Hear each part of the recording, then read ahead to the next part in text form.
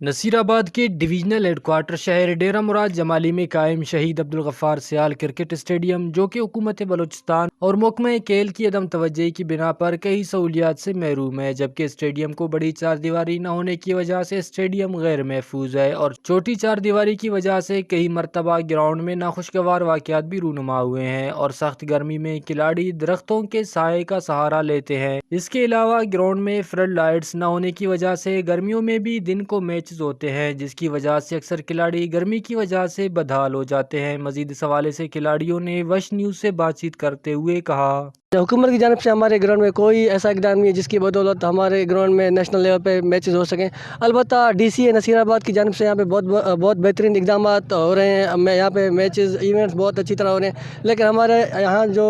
دیوار ہے وہ ٹوٹی ہوئی ہے، مطلب محفوظ نہیں ہے ہمارے گراؤنڈ۔ کئی بار ایسا ہوا ہے یہاں پہ ناخوشگوار واقعات بھی رونما ہوئے ہیں، اور اس کے علاوہ یہاں پر ایسے سائے کا بھی خاص انتظام نہیں ہو رہا ہے۔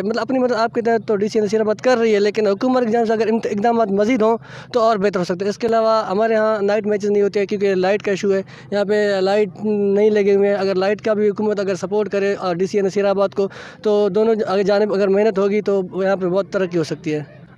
اس کے علاوہ دیکھیں، یہاں پر اتنی اچھی سہولیت اچھے اقدامات نہیں ہیں، لیکن پھر بھی یہاں پر آپ کے تحت اچھے پلیئرز نکل رہے ہیں، جیسا کہ